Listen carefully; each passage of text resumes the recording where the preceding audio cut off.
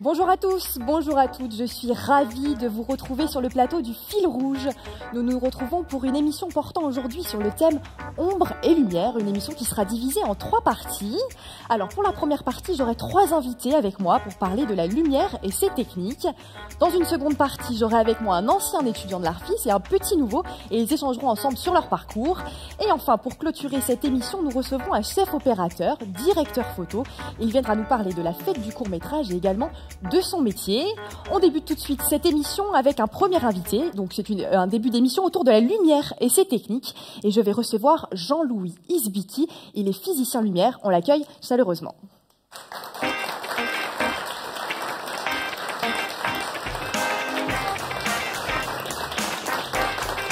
Bonjour Jean-Louis, bienvenue. Bienvenue sur ce plateau. Merci d'avoir accepté notre invitation. Alors, vous êtes physicien lumière, mais vous êtes tout d'abord physicien des ondes acoustiques, donc plutôt autour du son. Pourquoi d'un coup cet attrait pour la lumière? Parce que en fait, j'ai fait toute ma carrière professionnelle dans des ondes ultrasonores. Et puis un jour, j'ai visité une exposition à Paris, qui était une exposition Vuillard. Et donc, ça m'a donné l'envie. Un jour, je me suis dit, je vais travailler sur la lumière dans les peintures, la lumière électrique dans les peintures, parce que je pensais que ce tableau que je voyais était effectivement, le sujet principal était la lumière électrique. Et donc, vous avez repris un doctorat en art, c'est ça? Exactement, en histoire de l'art. j'ai repris un doctorat en art, et donc c'est Laurent Baridon de Lyon 2 qui me conduit, comme on dit. D'accord. Et donc, vous êtes physicien lumière aujourd'hui. Mais en quoi ça consiste exactement? Qu'est-ce que c'est? Voilà, je sais qu'on ne va pas rentrer dans les détails techniques du métier parce que ça va être compliqué, mais dites-nous un petit peu en gros, qu'est-ce que vous faites? Alors en fait, dans ma thèse, j'essaye de regarder comment les peintres ont vu la lumière électrique et l'ont représentée. Et en amont, forcément, il y a comment la lumière électrique a pénétré dans la société. Alors elle a pénétré dans plein de choses, dans les cafés, dans les bars, dans les restaurants, dans les salles de spectacle, au théâtre. Et puis il y a eu quand même quelques illuminations de façade, comme on fait encore aujourd'hui d'ailleurs. D'accord. Est-ce qu'on regarde la lumière différemment quand on est physicien que quand on est peintre? J'imagine. Mais du coup... Moi je pense qu'on regarde les tableaux de façon différente quand effectivement on a un petit arrière-plan de science. C'est-à-dire qu'on ne va pas regarder les impressionnistes de la même façon, on ne va pas regarder Hopper de la même façon, on ne va pas regarder Georges Delatour de la même façon, pour parler de peintres un peu qui ont joué. Qui sont connus, tout de suite on a des tableaux qui nous viennent un peu en tête. Est-ce que les découvertes scientifiques, vous en tant que physicien, ont fait évoluer les arts pour vous? Ah forcément, puisque déjà quand à la fin du 19e siècle on va faire de la chimie organique qui va produire des colorants synthétiques, ça va démultiplier le nombre de colorants possibles. Chevreul en avait déjà fait un inventaire quasi exhaustif des colorants naturels, mais la chimie organique nous a produit des tas de colorants artificiels. D'accord. Et donc, pourquoi vous êtes intéressé spécialement à la relation entre la physique et l'art? Quelle est cette relation, justement, entre la physique et l'art? C'est-à-dire qu'en fait, forcément, le peintre utilise la lumière, forcément, il fait une représentation, il modélise quelque part le réel, puisqu'une peinture n'est qu'une surface assemblée de couleurs et une surface de 2 dimensions. Donc forcément, il y a un aspect scientifique, qu'on le veuille explicitement ou qu'on le veuille implicitement. Donc moi, je voulais le rendre un peu plus explicite, ce lien entre science et art, et peinture en particulier. D'accord. Et qu'est-ce que vous donnez des cours, c'est ça? Non, j'ai donné des cours effectivement sur lumière, couleur et peinture au Havre. C'est ça. C'était un Parce cours que j'ai vu, j'ai vu un extrait de cette. C'est passionnant, effectivement. Moi, ça m'a passionné. Alors, il faudra demander aux étudiants si ça leur a plu. Mais en tout cas, moi, ça m'a intéressé. Oui. Et l'objectif, c'était quoi justement? C'était de leur donner des clés sur des tableaux, c'est ça, sur la lumière dans certains tableaux. Et qu'est-ce que vous leur disiez exactement? Alors, d'abord, ce qui m'a plu, c'est quand un étudiant m'a dit maintenant, je verrai les expositions différemment. Voilà. Donc ça m'a énormément plu, parce que en fait, c'est ça le but. Alors après, j'ai parlé effectivement de la lumière, de l'ombre, des couleurs, de la perspective, et puis comment c'était vu au fil des années. Et puis à la fin, c'est abstraction. Et donc en fait, on peut mettre une relation entre la physique qui devient de plus en plus abstraite et la peinture qui devient abstraite aussi. Donc ça se situe au début du XXe siècle. Effectivement, ça c'est génial quand on arrive dans une exposition et qu'on peut regarder avec un autre regard les tableaux et savoir pourquoi est-ce que la composition est faite comme ça et pas autrement. C'est super. Merci en tout cas Jean-Louis Isbiki d'être venu nous donner toutes ces informations. Merci à vous. Nous allons maintenant recevoir nos deux prochains invités. Alors, c'est Christine Berger-Mallet et Emmanuel Théry. Mais avant de les accueillir, nous allons regarder un petit sujet parce que les étudiants de l'ARFIS sont allés les rencontrer et ils ont dressé leur portrait. À tout de suite.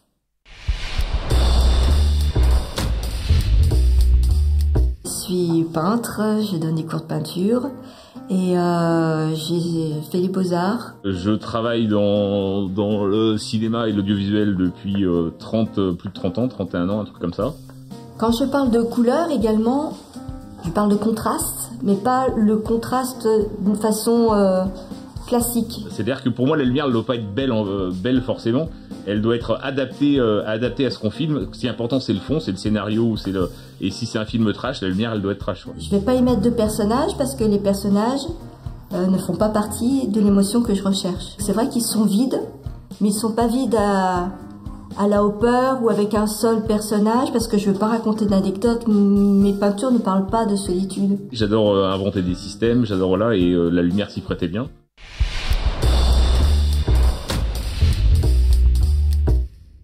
Bonjour Christine, bonjour Emmanuel, je suis ravie de vous accueillir sur ce plateau. Alors vous Christine, vous êtes peintre et vous avez mis la lumière au cœur de vos œuvres. Et vous Emmanuel, vous avez été directeur photo pendant 20 ans et maintenant... Chef électro pendant 20 ans. Et chef électro, pardon, et directeur photo maintenant sur des documentaires et des pubs. Qu'est-ce qui vous fascine autant dans la lumière ? La lumière, c'est ce qui met en valeur les choses, les reliefs. Et c'est la couleur et c'est l'ombre aussi, ce qui est caché. D'accord. Pour vous ? Alors pour l'ombre, c'est la même chose. C'est une des composantes de la lumière. Et un truc qui est très intéressant aussi, c'est l'albédo, c'est la capacité des surfaces à renvoyer la lumière et à renvoyer les couleurs. D'accord. Alors, vous avez dit quelque chose de passionnant. Peu importe la source lumineuse, seule la résultante de la lumière sur la matière et l'émotion qu'elle peut transmettre est importante. Et j'ai trouvé ça magique parce que c'est vrai, c'est ça. Peu importe que ce soit une bougie ou que ce soit autre chose, c'est l'objectif, c'est ça, c'est l'émotion qui compte, celle qu'on va avoir ensuite. C'est ce que je dis souvent aux jeunes, c'est pas la peine d'avoir des outils ultra modernes, ultra machin. Ce qui est important, c'est la résultante, quoi. Peu importe la source qu'on utilise. Après, c'est savoir la travailler pour avoir ce qu'on a envie d'avoir. Ouais. Et Christine, vous, quand vous pensez à un tableau, vous pensez tout de suite à la lumière ? La première chose. Oui, en fait, c'est un cadrage. On est metteur en scène d'une surface, d'une vue que l'on veut donner, et metteur en scène de nos sentiments. Donc, si on met mal en scène, la lumière, rien ne transparaît. Et bon, après, ça fait une photo où tout est dit, et puis voilà, puis c'est tout. Bon, ben c'est parfait parce qu'on va vous voir à l'œuvre. On vous a préparé un petit exercice, voilà, vous allez rejoindre notre coin cosy. Mais juste avant qu'on y aille, on regarde justement un sujet où vous nous parlez un peu plus de la lumière dans vos œuvres et dans la vôtre aussi. À tout de suite, on se retrouve après.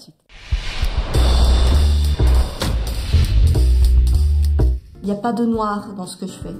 C'est-à-dire que même ce qui est sombre, ce sont des mélanges de couleurs. Il s'agit de hêtres, c'est les arbres les plus grands de la forêt. La lumière est extrêmement importante, elle est très bleu-violet, donc j'accentue, je sublime tout le temps ce que je vois et on pâlit. On pâlit davantage encore que la réalité pour éloigner encore la perspective. Ces toiles mesurent 130 par 97, c'est la taille d'une fenêtre. Donc j'aime bien l'idée que sur un mur, cela soit perçu comme une vue sur l'extérieur. Si on veut faire surgir une lumière, il faut un contraste fort, et plus on s'éloigne, plus la lumière se diffuse et devient pâle. Moi, ce qui m'intéresse dans la peinture, c'est les faux raccords lumière, s'il y en a plein, mais c'est super intéressant. On est maître de sa caméra et on est maître de la composition dans une toile. C'est la même chose entre le cinéma et... On fait tous notre petit cirque. Sur chaque film que j'ai fait avec Urgo, j'en ai fait 5 ou 6, on inventait un projecteur pour le film, qui correspondait au film. C'est-à-dire qu'on cherchait le projecteur le plus adapté. La personne avec qui je travaille, à la base, c'était un vannier, quoi. C'est-à-dire qu'il a commencé sa carrière en tressant des paniers. Et puis à un moment donné, il avait marre de faire des paniers ronds classiques, il a commencé à les déstructurer. Et là, c'est plutôt garder la sensibilité de la matière, quoi. Ma volonté sur cette installation Arborellum qui est installée à Lyon en 2017, c'était de faire revivre ces arbres.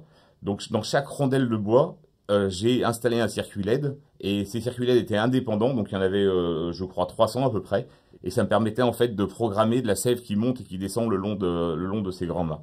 Ma tentative dans ce travail, c'est de réveiller l'imaginaire des gens. J'ai même vu des enfants qui cherchaient des animaux dans l'installation et ça c'est un vrai plaisir.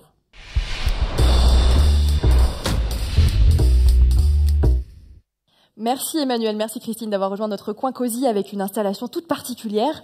On a une sculpture de Voltaire à éclairer et à mettre en couleur aussi. Allez-y, je vous laisse faire, expliquez-nous un petit peu, voilà, qu'est-ce qu'on peut faire avec 3 projecteurs et avec un peu de lumière.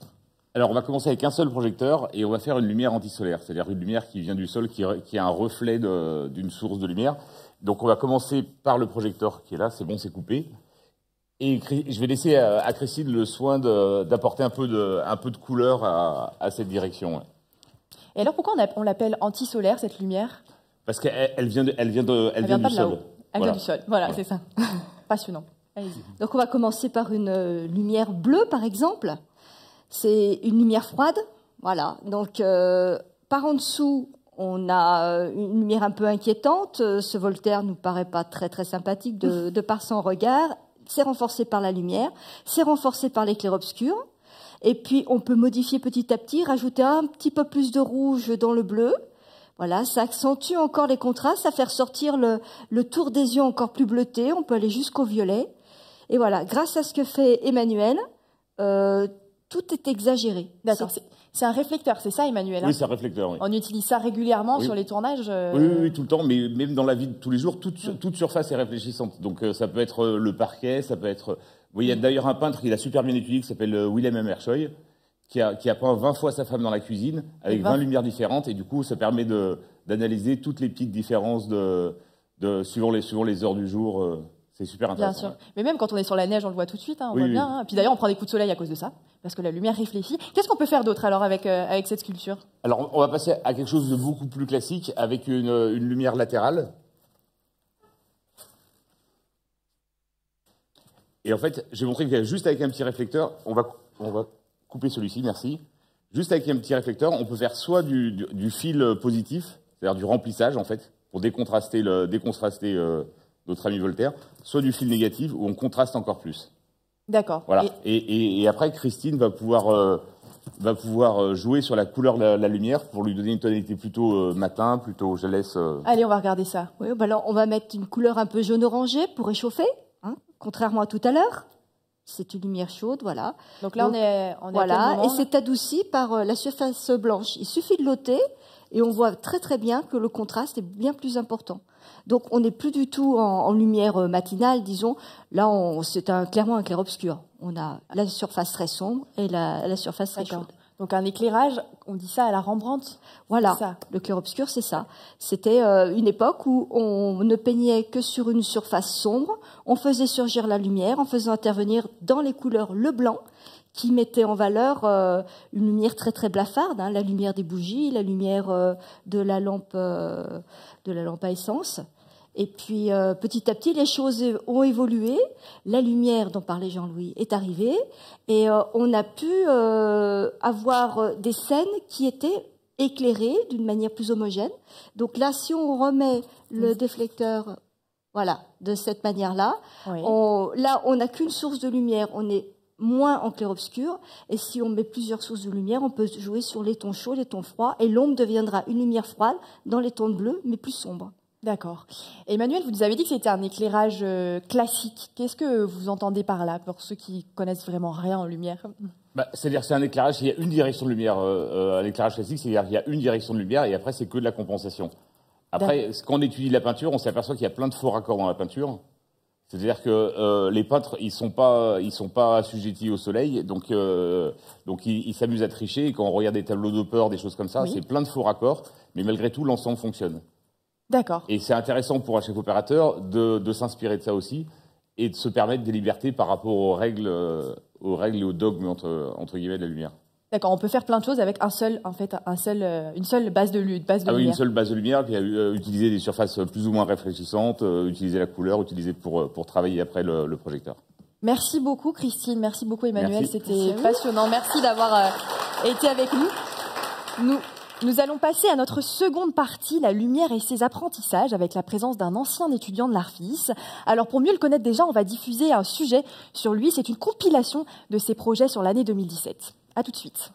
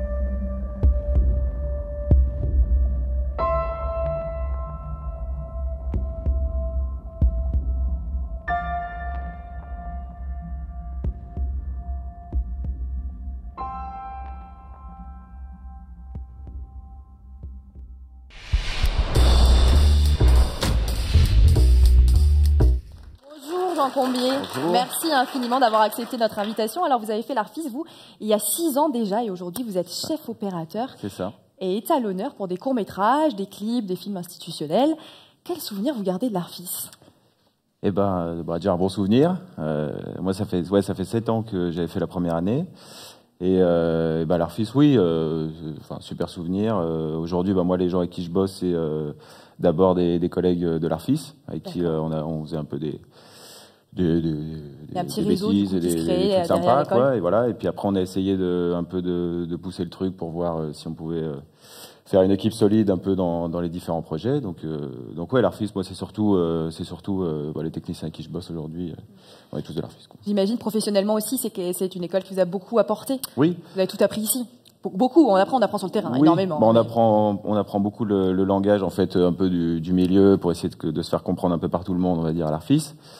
Et puis après, il y a la deuxième année, du coup, qui permet de se spécialiser, voir un petit peu dans chaque spécialisation un peu toutes les branches qu'il y a là-dedans. Donc c'est vrai que c'est une formation assez complète, ouais. C'est une formation assez complète. Alors, vous êtes chef opérateur. Oui. Alors, tout le monde ne sait pas ce que c'est parce qu'on ne fait pas tous du cinéma ou on ne tourne pas tous dans le milieu de l'audiovisuel. Est-ce que vous pouvez nous dire un petit peu en quoi ça consiste? Le chef opérateur, qui peut être aussi appelé directeur photo, c'est vraiment pour, entre guillemets, un peu l'œil du réalisateur. C'est un peu celui qui va un peu illustrer au mieux, en fait, le propos du film, qui est vraiment au service du projet, du réal, de la vision qu'il y a sur un film ou quelques autres projets. Et c'est vraiment celui qui va essayer, de traduire le mieux possible, en fait, les intentions de réalisation, les intentions de mise en scène pour que ce soit le plus à la fois esthétique, cohérent et que ce soit. Et vous avez trouvé facilement du travail en sortant de l'Arfis? Non, la première année c'est toujours un peu compliqué, mais le temps d'aller voir un petit peu ailleurs sur d'autres productions, comment ça marche, et puis de voir un petit peu tous les corps de métier. Après, on se spécialise aussi, et puis moi j'ai eu la chance aussi de bosser aussi avec les collègues de l'Arfis, avec qui forcément c'est plus simple pour s'exprimer, quoi. Il y a un projet comme ça que vous avez fait depuis l'école qui vous a vraiment marqué. Est-ce que vous pouvez nous en parler? Il y en a beaucoup, mais dernièrement il y a eu un court-métrage qu'on a fait avec une production lyonnaise, Bloc 8. C'était 100% organique, qui était un court-métrage d'horreur. Il y a des images. Il y avait des extraits. Voilà, et donc c'est un court-métrage d'horreur qu'on a fait pour une web télé américaine qui avait une grosse communauté. Du coup, ça c'était vraiment le dernier projet, un petit peu, très sympa à faire. S'il y avait le côté gore et un peu trash, et un peu. Ça vous plaît ça? Ouais, c'est vachement intéressant, la lumière, pouvoir bosser un peu. Lumière, il y a le côté un peu glaucasse, tout ça, c'est quand même assez sympa. Et du coup, voilà. Bon, on va accueillir peut-être un futur collègue à vous. C'est un première année. Alors lui, il va juste d'arriver. Effectivement, il s'appelle Silvio Belviso et on l'accueille chaleureusement.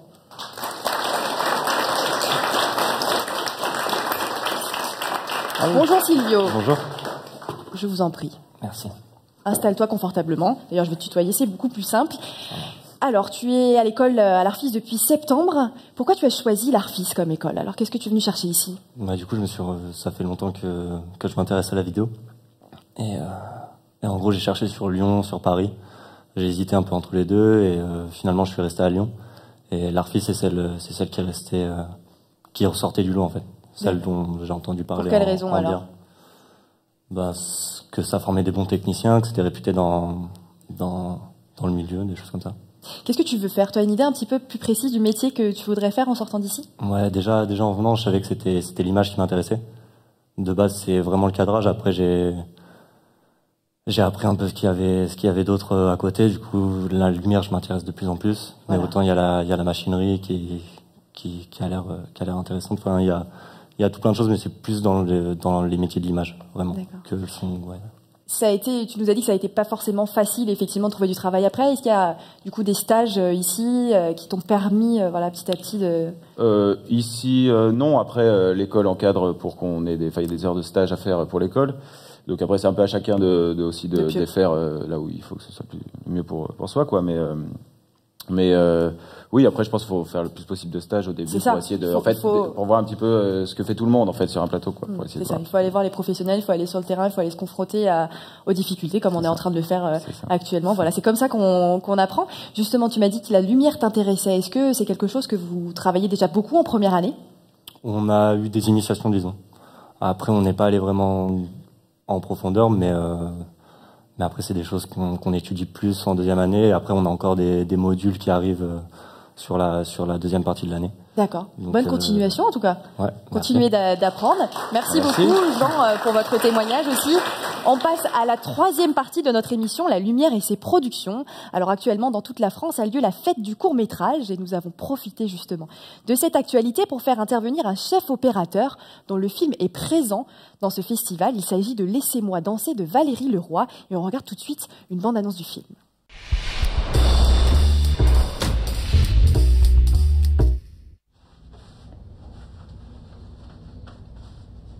Joyeux anniversaire, joyeux anniversaire, joyeux anniversaire, Yen, joyeux anniversaire.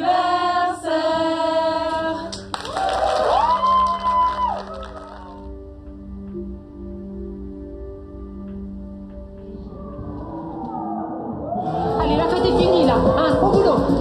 Il reste une quarantaine de cabines à faire là, et le bateau part dans 3 quarts d'heure. Alors on peut se relayer, mais là j'ai pas assez de monde au front, hein.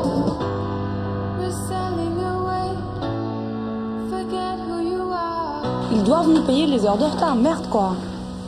Parce que celle qui rembauche le lendemain matin... J'en parlerai à Bernard, ok? À ton tour. Le temps idéal c'est 45 secondes, hein. Bon, tu vas mettre quelques jours à prendre le pli, c'est normal. Il y a un problème, viens vite quoi, qu'est-ce qu'il y a?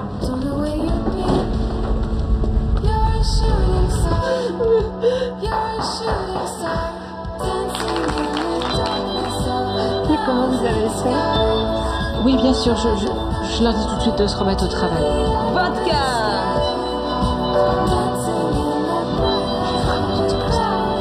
Bernard n'acceptera jamais. Tu veux que tu lui dises, tu lui expliques que tu veux plus faire ça.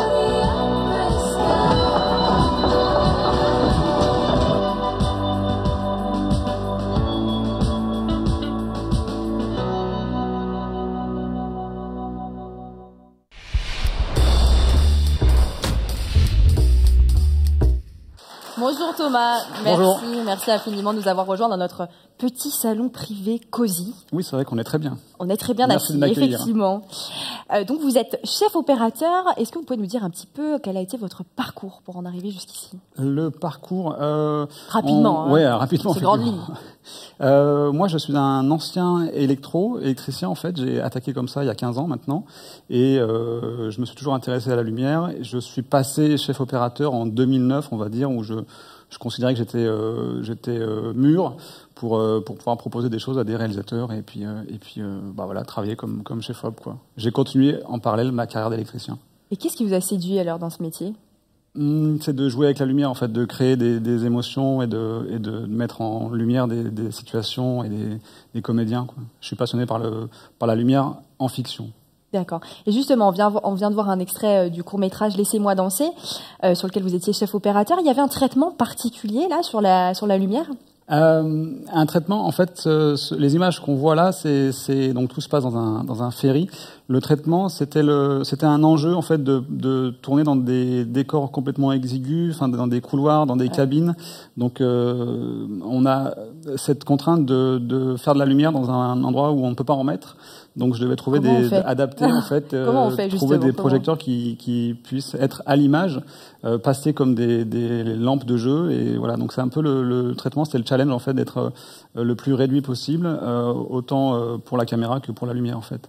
D'accord. Quelles ont été du coup vos influences sur ce court-métrage? On a travaillé avec Valérie Leroy, donc la réalisatrice, sur des couleurs en fait dominantes. Elle voulait travailler beaucoup avec le bleu. Oui, on le voit. Donc on le voit à l'image. Les blues, la moquette du ferry. Donc il y a cette dominante là en fait. Elle voulait travailler là-dessus. Donc on a décliné en fait au costume, au décor, les accessoires, tout ça. Donc c'était un peu ça l'influence. C'était la très dans les bleus. Voilà. Ok. Très bien, effectivement, on le voit, il y a beaucoup de bleu derrière nous. Pensez-vous que le métier de chef opérateur est un métier qui a évolué justement ces dernières années avec la technologie? Oui, le métier a vraiment évolué là, les matériel aussi, 15 dernières années. Enfin, moi, je suis arrivé presque à la fin de la pellicule. On a fait quelques films encore, mais c'était l'arrivée du numérique. Je crois qu'un des premiers films, c'est Belphégor, tourné en numérique à l'époque, et après ça a basculé doucement jusqu'à maintenant. Mais oui, ça a vraiment évolué. Après, la façon de travailler, la façon de créer la lumière, la direction photo, ça évolue. Ça dépend vraiment des chefs opérateurs, en fait. Ça évolue, j'allais dire pas, parce que ça dépend des sensibilités de chacun. D'accord. C'est quoi votre patte à vous, justement? Alors, c'est quoi votre sensibilité? C'est une bonne question. Non, j'allais dire, je m'adapte avec les réalisateurs, en fait, sur ce qu'ils veulent créer, sur les envies qu'ils ont, les références qu'ils ont. Vous êtes très à l'écoute. Voilà, je pense que c'est aussi c'est ça la qualité. Voilà, une qualité, c'est d'être à l'écoute du réalisateur, de savoir ce qu'il veut transmettre, aussi de voir ses comédiens, ce qu'il veut en faire comme aussi bien en termes de costumes, de décors, comment il veut faire jouer tout ça, enfin quelles sont les chorégraphies. Donc faut être à l'écoute de tout ça, en fait. C'est un énorme travail de préparation, en fait. Bah voilà, j'espère que tous les étudiants présents ici vous ont écouté. Merci en tout cas Thomas d'être venu partager votre passion avec nous, et c'est la fin de cette émission. Je voudrais remercier évidemment nos techniciens, nos invités et notre public. J'aurai le plaisir moi de vous retrouver cet après-midi à 15h15 pour une nouvelle émission avec une nouvelle thématique, bien sûr, trouver sa voie. À tout à l'heure.